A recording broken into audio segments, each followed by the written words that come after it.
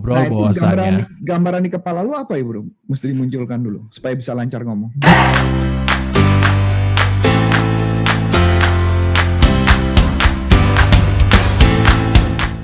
Halo sahabat sales, kembali lagi di channel Coach Antonius Arif yang membahas sales dan marketing. Kali ini kita akan mendengarkan kolaborasi Coach Arif dengan Pak Rahmat Syah yang akan membahas tentang hypnotic selling. Seperti apa ya? Yuk kita simak aja bincang-bincang menarik ini ya. Sebelum Anda lanjut nonton video ini, silakan Anda subscribe, like, dan share kepada teman-teman Anda sehingga channel ini bisa bertumbuh. Oke, selamat pagi teman-teman semua. Apa kabar semua sahabat sales dimanapun Anda berada? Kebetulan hari ini saya akan collab khusus dengan sahabat baik saya adalah Bro Rahmat Syah. Beliau itu adalah trainer public speaking dan beliau adalah orang yang belajar NLP sangat dalam dan bahkan beliau ini sangat bagus banget khususnya dalam pengolahan vokal.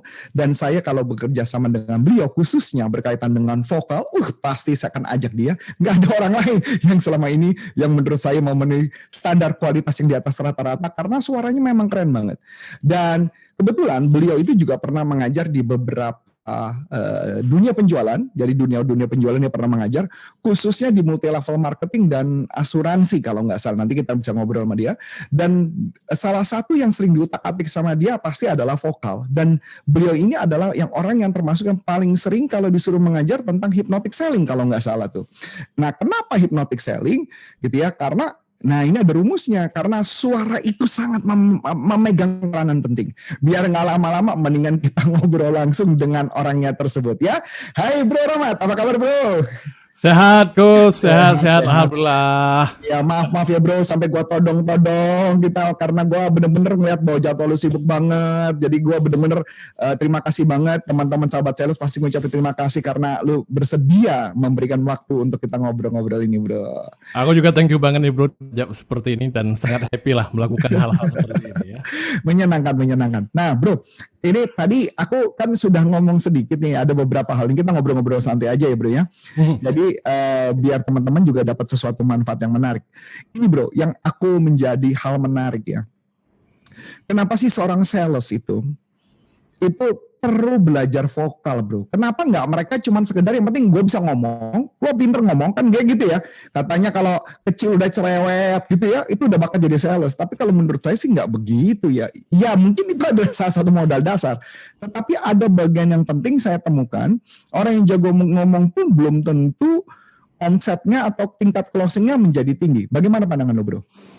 Karena begini bro, kalau kita kembali dalam konteks komunikasi sebenarnya adalah pada saat kita berbicara selalu akan kembali pada saat kita berkomunikasi ini sesuai dengan indrawinya manusia. Orang itu melihat dan orang itu mendengar.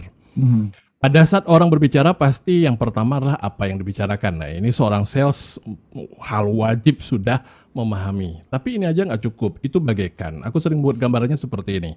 Komponen vokal itu tak ubahnya adalah orang dia sudah cantik, sudah ganteng. Tapi kalau dipakai make up pas sesuai, itu keren banget. Jadi ibaratnya bungkusannya lah yang akan menciptakan itu lead vokal. Nah ketika kita berbicara, suara mampu memainkan emosi. Oh, jadi kalau nggak salah ini bagian apa ya? Patos ya? Ya. Kalau nggak salah gitu ya, patos kalau nggak salah. Ya logos, logika, etos, etika, patos ya betul. Patos, yes. Tapi bagaimana menyentuh sisi emosional? Betul. Masuk akal ya. Apalagi kalau produk-produk yang berkaitan dengan multi level dan asuransi, pasti bagian menyentuh emosi itu menjadi bagian yang sangat penting ya. Banget. Dan kita tahu bersama adalah ketika orang berjualan, dia pasti adalah paham betul sebuah konsep. Orang mengambil sebuah keputusan itu kan menggunakan emosi dibenarkan oleh logika.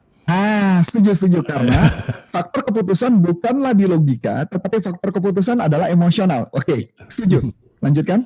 Ya, faktor emosional ini maka ketika selama dia proses penjelasan mengkomunikasikan produk ataupun jasanya dia, jadi mau nggak mau dia harus memainkan aspek-aspek emosi selain dari nanti emosi apa yang dia trigger dari apa yang disampaikan, tapi juga bagaimana ketika dia menyampaikan.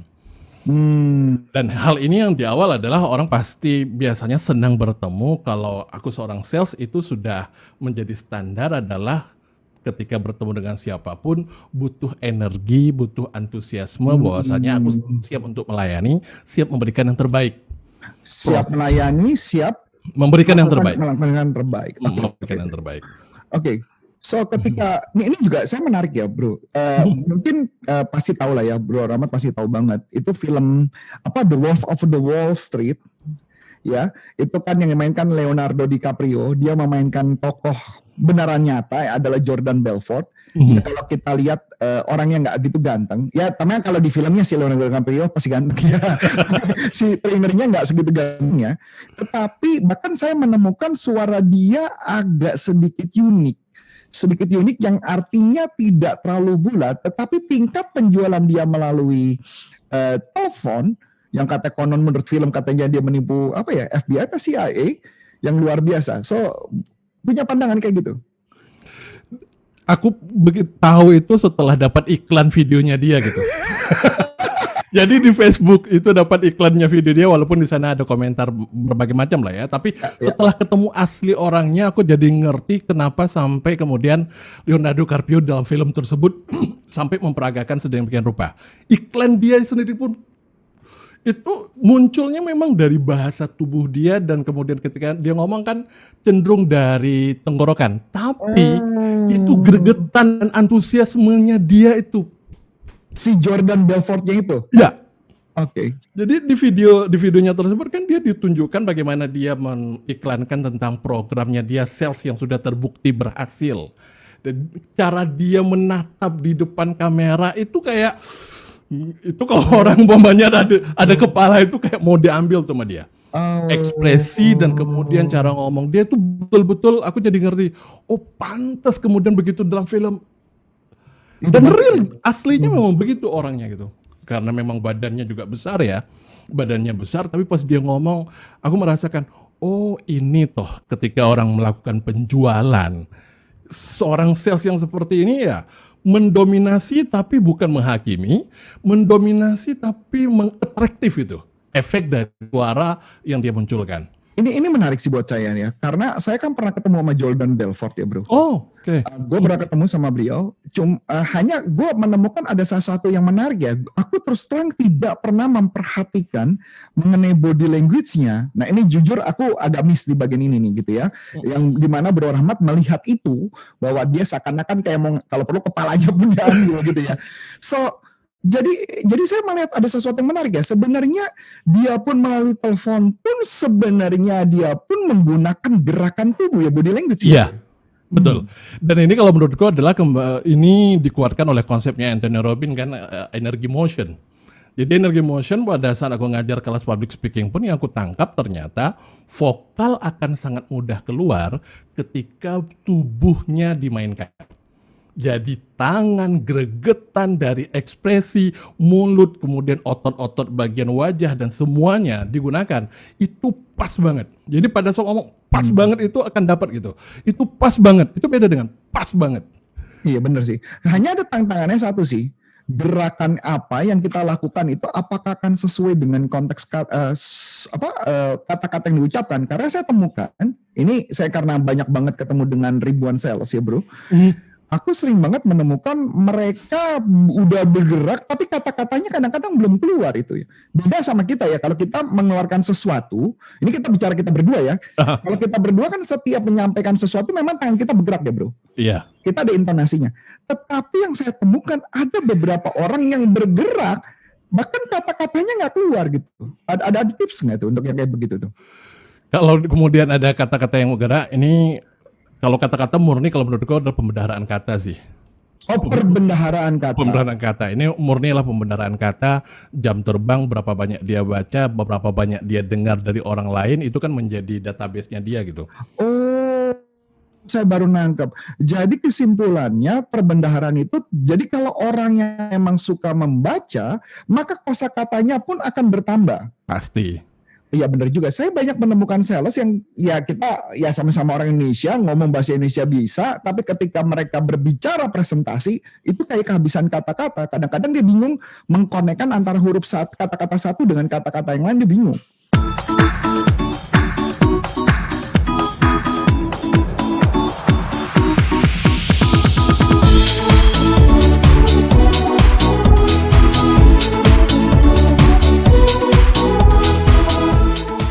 Iya, yang terjadi juga kalau udah ngomong dalam konteks presentation, kadang-kadang dia terpaku dengan menganggap berbeda saat presentasi dengan ngobrol seperti ini, bro. Iya Jadi benar-benar. Ya aku nemuin orang yang kayak gitu benar-benar. hal itu yang menyebabkan saat kita nanya itu lancar gitu. Jadi ada unsur kalau kamu perhatikan adalah source-nya adalah berupa database kata-kata, pemahaman teknik bagaimana mengambil source, lalu kemudian ditambah dengan vokal dan bahasa tubuh tadi, itu akan menjadi mengalir keluar gitu. Nah, kembali kepada aku lebih menarik untuk yang tadi adalah bagaimana kemudian yang bahasa tubuh tadi, kalau beberapa ada yang melakukan gerakan yang termuncul, kalau kita fokus sekarang bahasannya dengan vokal, kaitannya dengan bahasa tubuh, maka cara berpikirnya adalah, aku mau mengeluarkan emosi apa, suaraku yang terdengar, maka feeling itu ada duluan. Untuk mendapatkan feeling tersebut, aku melakukan gerakan tertentu pada tubuhku, pada wajahku, sehingga pada saat dia keluar itu menjadi pas. Pada saat keluar itu pas. Pas gitu. Boleh kasih contoh bro. Jadi gini, pada saat aku berbicara kemudian tangan cuma, halo Bapak dan Ibu semuanya, kembali lagi bersama dengan saya Rahmat Syah. Halo Bapak dan Ibu semuanya, kembali lagi bersama dengan saya Rahmat Syah. Jadi pada saat aku mainkan wajah, intonasi dan iramaku menjadi lebih mudah dibandingkan wajah flat, gak ada gerakan tangan. Jadi maksudnya adalah bentuk suara untuk dimainkan. Jadi kalau orang nyanyi dan segala macam bisa mengayun, itu kan dibantu dengan tubuh yang di-shake, lebih mudah untuk mengayunnya.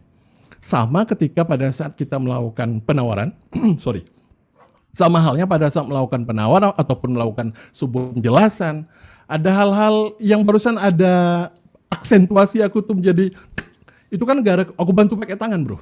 Ya, yang tadi gerakan tangan lo itu. Iya.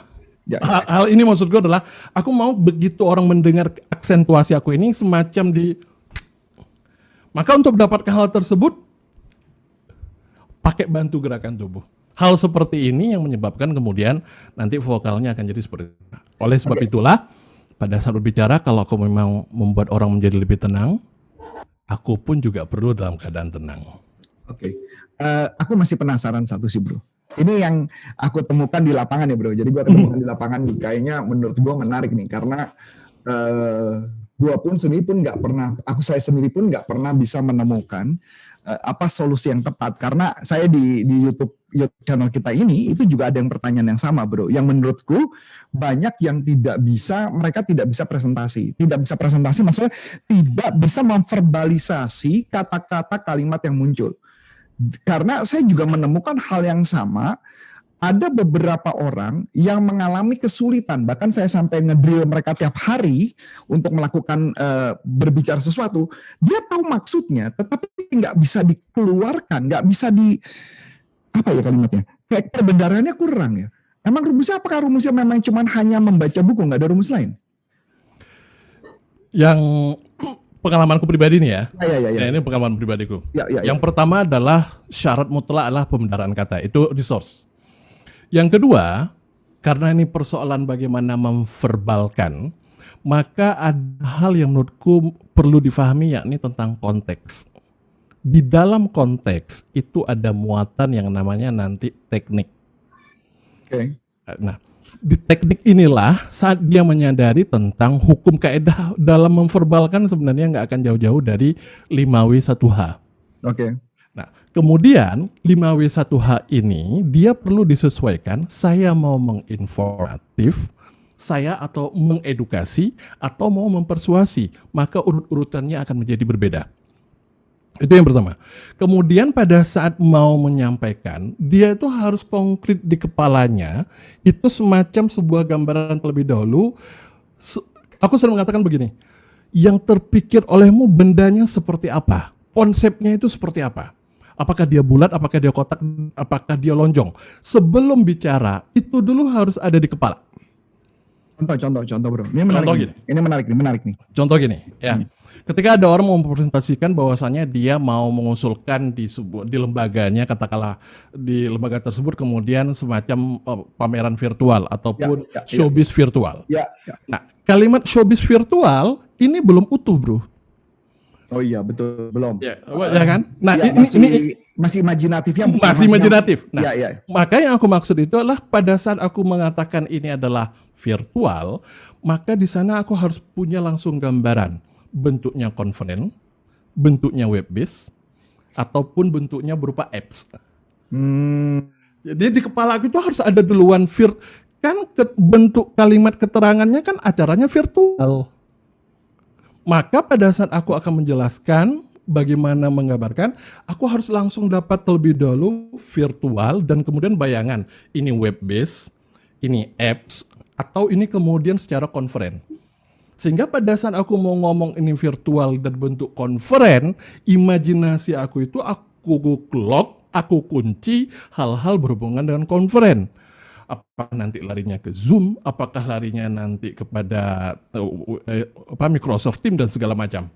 Jadi sebelum aku komunikasikan hal-hal seperti ini yang aku maksud dengan adalah kejelasan bentuk terlebih dahulu dalam kepala. Oke, baru dilanjutkan dengan 5W1H. Iya. Ya, mungkin teman-teman nggak tahu ya kalau 5W1H berarti kan what, where, when, why, how, gitu ya. Jadi who dan how. Who dan how, ya oke.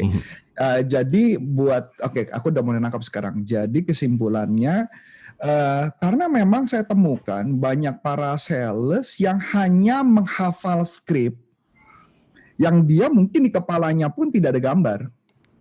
Sepakat sekali.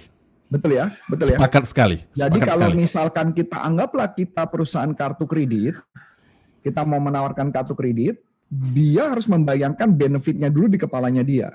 Iya. Jadi ketika dia tahu benefitnya, maka ketika dia menyampaikan atau dia membayangkan pertama tentang orangnya dulu, supaya kita bisa menyapa orangnya. Yang kedua setelah menyapa orangnya, kemudian kita munculkan adalah benefit produknya buat dia apa, baru dia bisa memverbalisasi kalimat itu. Betul.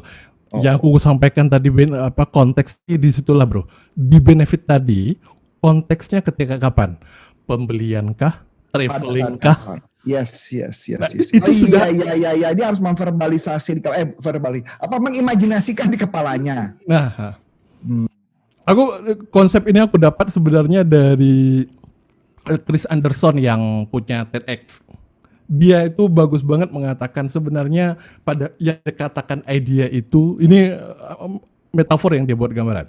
Bayangkan Anda melihat sebuah galaksi dan kemudian Anda menarik antara satu bintang-bintang yang lain dan kemudian terbentuklah sebuah segi lima. Idea adalah audien ini hanya melihat galaksi, ketika Anda menyampaikan lalu tergambar bintang segi lima yang sama di depan audien Anda.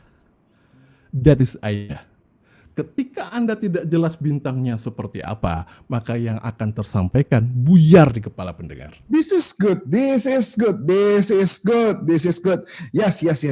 Ini hal yang tidak pernah saya sadari dan tidak pernah saya pahami karena mungkin karena saya lahirnya udah bisa jualan. Jadi ini kadang-kadang saya tidak menyadari, benar juga ya. Kalau mama kayak gitu sebenarnya buat orang-orang yang mengalami kesulitan di kepalanya harus tahu manfaatnya dulu ya. Banget. Kalau kita berbicara, contoh sederhana deh bro. Saya mau jualan coaching corporate nih, coaching corporate. Ya, saran lu sebagai seorang sales, apa yang muncul di kepala mereka? Ya pasti kan ada tentang customernya, tentang benefitnya kan. Boleh kasih deskripsi supaya teman-teman lebih mudah untuk ketika ngomongin nanti. Ini biar jelas konteks dulu, artinya yang disampaikan kepada siapa dan pelatihan kepada para manajer di sebuah corporate. Oke. Hal pertama yang perlu dilakukan adalah ini lebih kepada struktur berpikir ya. Struktur berpikirnya adalah ketika konteksnya manajer ini, sebagai seorang sales adalah pasti dia akan membawa. Saya sekarang akan datang kepada seorang manajer, Oke. konteks coaching ini akan dipakai di mana? Contoh, pada saat dia menemukan, katakanlah ada timnya adalah enggak dari Nggak perform. segi enggak perform. Katakanlah enggak performnya, kemudian kita persempit perlu perjelas konteks. Enggak performnya adalah dia bisa membuat anggaran, tetapi anggaran yang dia bikinnya itu tidak detail, sehingga enggak efisien. Nanti dia bisa verbalisasi. Oke, nah ini harus dapat sampai di sini. Kemudian ketika akan ngomong, ya menjadi kaedahnya dalam konteksnya hypnotic selling kan dimulai dari permasalahan terlebih dahulu gitu. Sehingga adalah akan dimulai sebuah gambaran. Bapak dan Ibu sekalian, sebagai seorang leader, kita kadang-kadang menemukan ada tim yang kita berharap report yang mereka berikan ataupun program yang mereka ajukan ini menjadi lebih detail sampai kemudian dapat sebuah gambaran proyek ini ketika dikerjakan keuntungannya berapa dan kemudian kira-kira berapa yang perlu kita budgetkan. Tapi bayangkan ketika mereka cuma membuat gambaran poin-poinnya saja dan itulah yang terjadi pada mereka. Lalu pertanyaannya, bagaimana cara kita supaya tim kita ini punya kepedulian, punya care, mereka punya sebuah kompetensi sampai kepada hal detail ini. Hal-hal yang bisa kita lakukan di sini salah satunya adalah pendekatan coaching. Apa itu coaching? Coaching adalah Oke, got the idea. Oke, aku kasih challenge lagi satu ya. Ini Siap. keren banget sih. Ini this membuka pikiran sih. Jadi teman-teman sahabat sales, yang percakapan per hari ini adalah benar-benar buat saya ini adalah ilmu baru. Buat saya pribadi ilmu baru. Yang mungkin di kepala saya seperti itu, tapi pada saat ketika saya menemukan tantangan orang-orang yang mengalami kesulitan berbicara, ini yang akan menjadi isu. Dan ini yang mungkin kita akan bahas ya. Saya coba misalkan kita contoh, anggaplah kita sales door to door, jualan koneksi internet deh. Oke. Jualan koneksi internet ke rumah-rumah. Yang akan dilakukan prosesnya adalah ini udah pasti adalah konteks sekali lagi bro ketika berbicara Konteksnya adalah datang ke rumah, ketok pintu untuk menawarkan internet di rumah. Khususnya kan di masa ini untuk anak-anak sekolah ya, anak belajar. Ini sudah pada proses berarti cycle-nya udah langsung kepada penawarannya atau dari proses adalah perkenalan? Artinya gambaran Dari perkenalan dulu. dari perkenalan ya. Perkenalan dulu. Jadi tolong dikasih gambaran ke gua isi kepalanya apa. Ini buat teman-teman jadi tahu strukturnya ya bro ya. Kalau yang aku akan datang adalah begitu ketok-ketok, Assalamualaikum Bapak, perkenalkan saya Rahmat. Siapa? Arif ataupun katakanlah di sini aku sudah dapat nama Ya. Pak Arif, saya Rahmat. Siapa? Saya Daud Bapak dari tetangga sebelah Bapak Pak Daniel. Kemarin ngobrol Nah, itu bahwasanya gambaran di kepala lu apa ya bro? Mesti dimunculkan dulu supaya bisa lancar ngomong. di sini yang aku lakukan di kepala aku barusan adalah aku ingin memberitahu kalau aku berada di posisi lo, siapa lo kok kenal gua? Makanya gua ngomong, saya kemarin dari Pak Daniel. Ya tetangga lo Pak Daniel gitu. Ya, Jadi sudah dapat. Ini masuk akal. Terus kemudian setelah itu ketika mau ngomongin produk, apa yang akan muncul di kepala lo? yang ketika ngomong produk aku udah langsung dari problem. Problem yang adalah fact to reality gitu. Gimana tuh? Fact to reality gitu.